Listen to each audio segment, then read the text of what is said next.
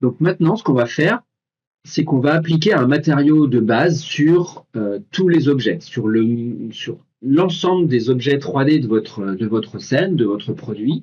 On va lui appliquer un matériau verret, standard, blanc, entre les blancs gris, avec un tout petit peu de reflet. Donc comme ça, on va gérer, ça va nous permettre de gérer la position de nos lumières pour mettre en avant justement les zones d'ombre, les zones de lumière, pour mettre en avant notre produit. Et puis, les zones de reflet, les zones où les impacts de lumière vont être les plus forts pour montrer peut-être des arêtes ou des formes un peu particulières de notre objet. Donc pour ça, ce qu'on va faire, c'est qu'on va aller dans les propriétés, on va réutiliser ici l'asset editor. Dans l'asset editor, on va aller dans la rubrique matériaux ici et on va faire générique. Ce matériau générique ici, vous allez le renommer, vous faites un double clic et on va l'appeler ici, on va l'appeler Matte Override White.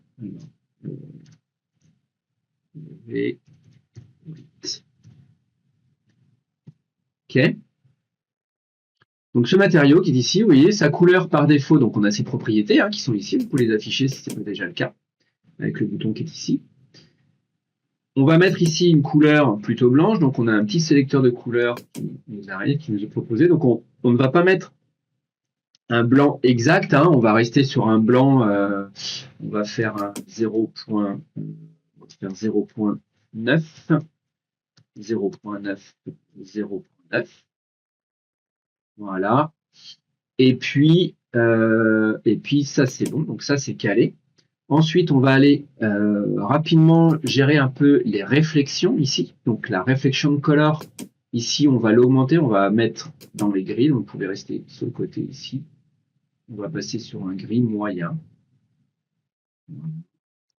Quelque chose comme ça. Donc vous voyez ici, on voit apparaître dans la preview du matériau, on voit apparaître un impact de lumière. Donc ça c'est intéressant pour nous puisque ça veut dire qu'on va pouvoir comme ça driver ou jouer un petit peu sur les zones de reflet de notre matériau.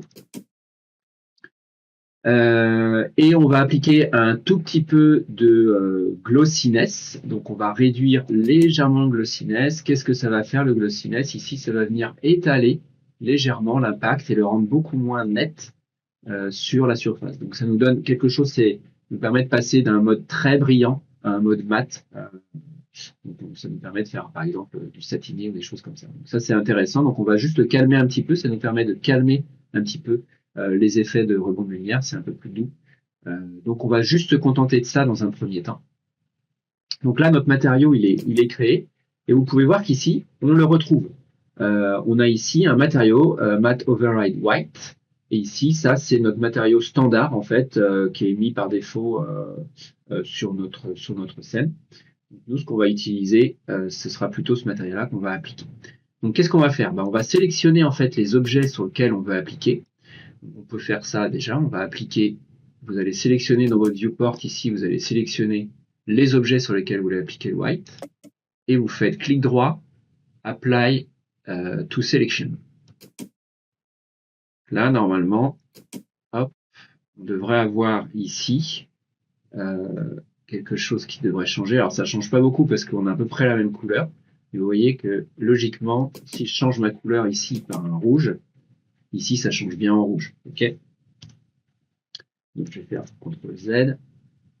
Alors, évidemment, il n'a pas pris. Hop. Tac. Voilà. Donc une fois qu'on a fait ça, on va pouvoir maintenant caler différents éléments lumineux pour nous permettre justement de pouvoir travailler et ajuster un peu cette façon dont on va présenter, dont on va faire jouer la lumière sur nos objets pour mettre en avant ces formes et ces volumes.